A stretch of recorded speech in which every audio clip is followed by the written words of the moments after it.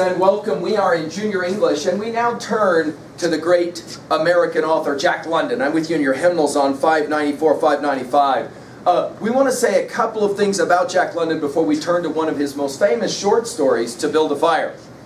Let's talk first of all about London himself. You can see the dates there, 1876 to 1916. London, one of America's most prolific authors, that is to say, wrote a lot of stuff. Probably the most famous are his two novels, Call of the Wild and White Fang. I would write both of those down at 3A.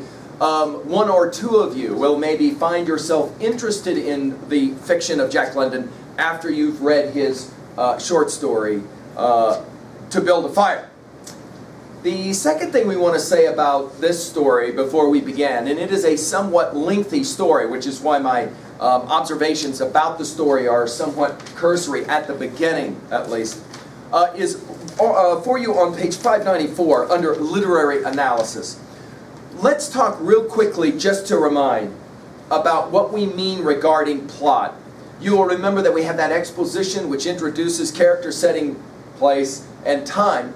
And then we have that rising action which involves the development of conflict. Let's write this down now. There are two kinds of conflict.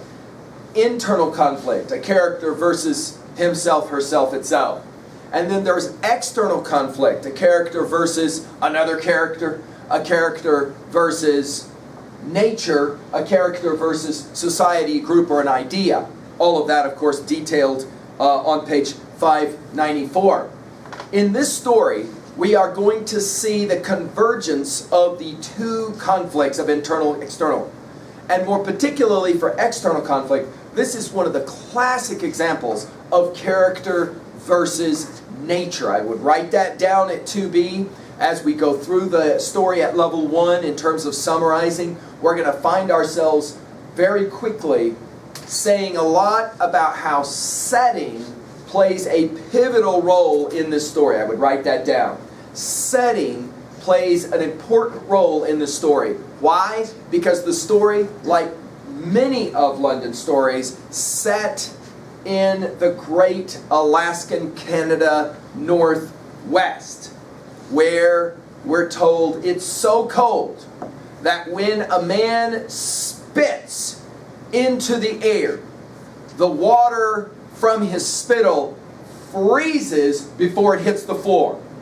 You cannot get your spit to hit the ground because it will actually freeze and pop. It's so cold at 70 or more below zero. Now I realize I'm teaching in a place where it can get 30 and 40 below zero, and every once in a while a student still shows up to this building in shorts. I understand we live in a pretty cold place, but up in that great Northwest, the only difference is there are no Mavericks. There are no 7-Elevens when you start to travel in the time this story, and still today even, is told. You travel with dogs on sleds, and if you get out in the middle of nowhere and it starts to get really cold, the only way you survive is, title of story, to build a fire. If you cannot build a fire, you are in trouble. So let's write it down at level 1. This is a story of survival.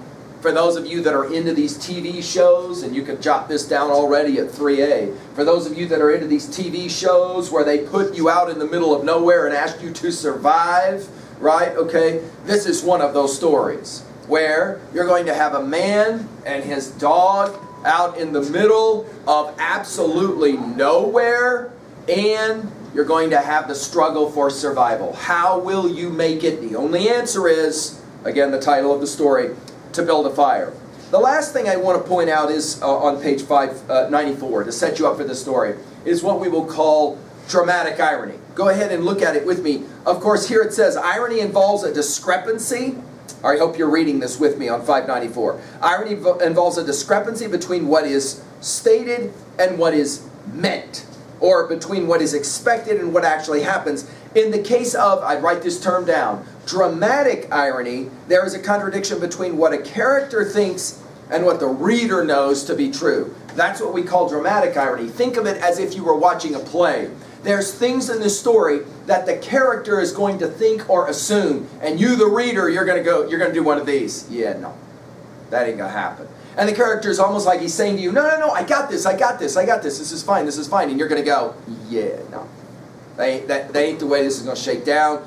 In the end, this ain't going to end pretty. And I'll tell you this in advance. In the end, this ain't going to end pretty. Now, as we get ready to read this story, and it is a somewhat lengthy story, 2 challenges to you. 1, I really do challenge you to read every word of the story. Try and stay with the professional reader and try and follow along. The second thing I'd recommend is just write down at level 1 the events of the story as they happen. They will be very clear. There will be events. First this happens, then this happens, then this happens, then this happens. 2 reasons. 1, at the end of that experience, you'll know the story well enough to prepare for the examination that you'll be given over this story. But more importantly, if you do that, you will understand this thing called irony as we build towards the end of this story. Let's go ahead now and turn. I'm with you on page 596. Notice the background information on 596, and of course you got to have the picture of the husky dog, don't you, right? Okay. The United States purchased Alaska from Russia for 2 cents an acre in 1867. I would write that down just so you've got some date information. 1867, 2 cents an acre. 3 decades later, 30 years later, thousands of prospectors, including Jack London, headed north after gold was discovered in the Yukon wilderness. No, it was the Yukon. I know is the name of an automobile, but it's before it was that. It was this famous wilderness where gold could be found and the like. London may have been searching for more than gold. He once commented, "True, the new territory was mostly barren, but its several 100,000 square miles of frigidity at least gave breathing space to those who else would have suffocated at home." Let's just say it. London himself was a great explorer, a great traveler, and he writes stories about exploration and travel and journeys. In this story, we're going to watch how setting will, in the end, destroy a man. We might say stupidity as well. Here we go. To build a fire. Let's just follow along now. Jack London's classic. To Build a Fire by Jack London. Day had broken cold and gray, exceedingly cold and gray, when the man turned aside from the main Yukon Trail and climbed the high earth bank, where a dim and little-traveled trail led eastward through the fat spruce timberland. It was a steep bank, and he paused for breath at the top, excusing the act to himself by looking at his watch. It was 9 o'clock. There was no sun or hint of sun, though there was not a cloud in the sky. It was a clear day, and yet there seemed an intangible pall over the face of things, a subtle gloom that made the day dark and that was due to the absence of sun. This fact did not worry the man. He was used to the lack of sun. It had been days since he had seen the sun, and he knew that a few more days must pass before that cheerful orb, due south, would just peep above the skyline and dip immediately from view. The man flung a look back along the way he had come. The Yukon lay a mile wide and hidden under 3 feet of ice. On top of this ice were as many feet of snow. It was all pure white, rolling in gentle undulations where the ice jams of the freeze-up had formed. North and south, as far as his eye could see, it was unbroken white, save for a dark hairline that curved and twisted from around the spruce-covered island to the south, and that curved and twisted away into the north, where it disappeared behind another spruce-covered island. So let's pause for a moment at level 1 and write down. London will begin his story by telling you about setting. It's going to play such a pivotal role in the story. The Yukon is a river. Notice he calls it a mile wide, covered with snow. Water and ice are going to factor in this story, okay? This dark hairline was the trail, the main trail, that led south 500 miles to the Chilkoot Pass, Dyea, and Saltwater, and that led north 70 miles to Dawson, and still on to the north 1,000 miles to Nulato, and finally to St. Michael on the Bering Sea, 1,000 miles and half 1,000 more. But all this, the mysterious, far-reaching hairline trail, the absence of sun from the sky, The tremendous cold and the strangeness and weirdness of it all made no impression on the man. It was not because he was long used to it. He was a newcomer in the land, a Chichaco, and this was his first winter. The trouble with him was that he was without imagination. He was quick and alert in the things of life, but only in the things, not in the significances. 50 degrees below zero meant 80-odd degrees of frost. Such fact impressed him as being cold and uncomfortable, and that was all. It did not lead him to meditate upon his frailty as a creature of temperature, and upon man's frailty in general, able only to live within certain narrow limits of heat and cold. And from there on, it did not lead him to the conjectural field of immortality and man's place in the universe. Now let's pause for just a moment and point out, our first introduction to our character here is that he is a newbie. He has not done this kind of winter stuff before in Alaska. He's got no idea how treacherously dangerous the Yukon area is. And we're told he's a man without imagination. He's smart, but he lacks a certain kind of intelligence that we might call survival instincts. Okay? In other words, he just sees it as cold. He doesn't recognize it as dangerous. That will be significant. We call it foreshadowing. And right from the start, you're going to figure out this guy's going to have a hard go of it when he finally ends out all by himself alone somewhere. We might say he's a little bit overconfident. He thinks he's got this. It's that old thing you could write down at 3B. The last time you said, I got this, I don't have this. Right? 50 degrees below zero stood for a bite of frost that hurt and that must be guarded against by the use of mittens, ear flaps, warm moccasins. Top of page 598. 50 degrees below zero was to him just precisely 50 degrees below zero. That there should be anything more to it than that was a thought that never entered his head. As he turned to go, he spat speculatively. There was a sharp, explosive crackle that startled him. He spat again, and again in the air before it could fall to the snow, the spittle crackled. He knew that at 50 below, spittle crackled on the snow, but this spittle had crackled in the air. Undoubtedly, it was colder than 50 below. How much colder he did not know, but the temperature did not matter. He was bound for the old claim on the left fork of Henderson Creek where the boys were already. They had come over across the divide from the Indian Creek country, while he had come the roundabout way to take a look at the possibilities of getting out logs in the spring from the islands in the Yukon. He would be into camp by 6 o'clock. A bit after dark, it was true, but the boys would be there, a fire would be going, and a hot supper would be ready. As for lunch, he pressed his hand against the protruding bundle under his jacket. It was also under his shirt, wrapped up in a handkerchief and lying against the naked skin. It was the only way to keep the biscuits from freezing. He smiled agreeably to himself as he thought of those biscuits, each cut open and sopped in bacon grease, and each enclosing a generous slice of fried bacon. He plunged in among the big spruce trees. The trail was faint. A foot of snow had fallen since the last sled had passed over, and he was glad he was without a sled traveling light. In fact, he carried nothing but the lunch wrapped in the handkerchief. He was surprised, however, at the cold. It certainly was cold, he concluded, as he rubbed his numb nose and cheekbones with his mittened hand. He was a warm-whiskered man, but the hair on his face did not protect the high cheekbones and the eager nose that thrust itself aggressively into the frosty air. At the man's heels trotted a dog, a big native husky, the proper wolf dog, gray-coated and without any visible or temperamental differences from its brother, the wild wolf. The animal was depressed by the tremendous cold. It knew that it was no time for traveling. Its instinct told it a truer tale than was told to the man by the man's judgment. So, all right, here we go. We're ready to start his little journey. Notice two things. One, he's without a sled. In other words, he does not have dogs to pull him through this. He's on foot. Two, he only has a dog. This dog, however, is no dog. It is a husky that looks like a wolf, okay? And even this dog knows This is bad cold.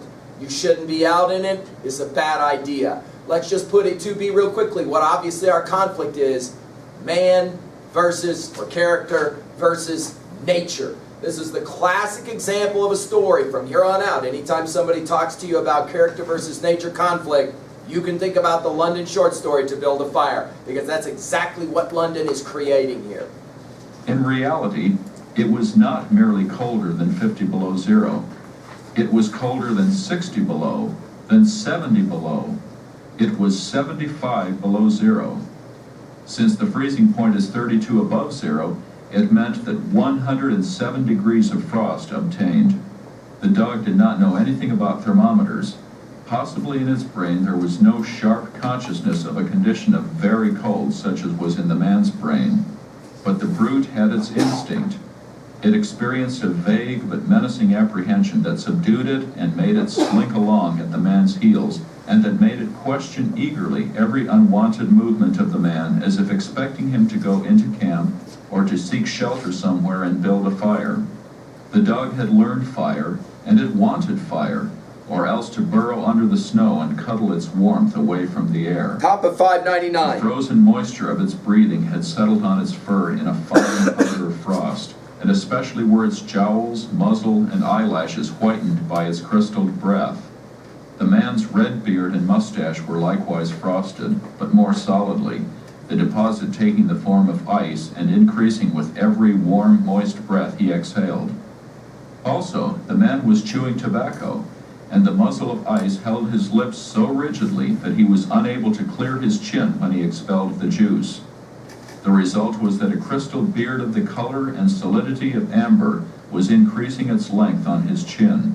If he fell down, it would shatter itself like glass into brittle fragments. But he did not mind the appendage. It was the penalty all tobacco chewers paid in that country, and he had been out before in 2 cold snaps. They had not been so cold as this, he knew, but by the spirit thermometer at 60 mile, he knew they had been registered at 50 below and at 55. So let's pause for a moment. How cold is it? Write it down. 75 below zero. Okay? Much colder than he understands it to be. Number 2, London is the king of giving you powerful word pictures, what in fiction we sometimes call good tags. The guy's got a beard, he's chewing tobacco, he spits his tobacco out of his mouth, but it doesn't go anywhere, and it just ends up going down into his beard, and now it's making his beard longer and longer. London says that if the guy were to fall down and hit his chin on the snow, it would shatter this beard like it was glass, okay? So in other words, London just trying to tell you how cold it truly is. Alright, here we go now. We're obviously going to begin our story. Notice what the dog wants. What's the title of the story? The dog wants fire, right? He held on through the level stretch of woods for several miles, crossed a wide flat, and dropped down a bank to the frozen bed of a small stream. This was Henderson Creek, and he knew he was 10 miles from the forks. He looked at his watch. It was 10 o'clock. He was making 4 miles an hour, and he calculated that he would arrive at the forks at 12:30. He decided to celebrate that event by eating his lunch there. The dog dropped in again at his heels with a tail drooping discouragement as the man swung along the creek bed. The furrow of the old sled trail was plainly visible, but a dozen inches of snow covered the marks of the last runners. In a month, no man had come up or down that silent creek. The man held steadily on. He was not much given to thinking, and just then, particularly, he had nothing to think about save that he would eat lunch at the forks, and that at 6 o'clock he would be in camp with the boys. There was nobody to talk to, and had there been, speech would have been impossible because of the ice muzzle on his mouth. So he continued monotonously to chew tobacco and to increase the length of his amber beard. Once in a while, the thought reiterated itself that it was very cold and that he had never experienced such cold. As he walked along, he rubbed his cheekbones and nose with the back of his mittened hand. He did this automatically, now and again changing hands. But rub as he would, the instant he stopped, his cheekbones went numb, and the following instant, the end of his nose went numb. He was sure to frost his cheeks. He knew that and experienced a pang of regret that he had not devised a nose strap of the sort Bud wore in cold snaps. Such a strap passed across the cheeks as well and saved them. But it didn't matter much after all. What were frosted cheeks? A bit painful, that was all. They were never serious. So notice, he's going to start to have frostbite. We want to write this down at level 1. All of us that live up here in the northwest, we understand what this means. If you are not properly covered and you spend too much time outside and you get frostbite, it can damage your body parts so much so that they have to be, amputated, right? If you spend too much time in the cold. Notice he doesn't have a real good understanding of why it's a big deal that he has frostbite on his upper cheeks.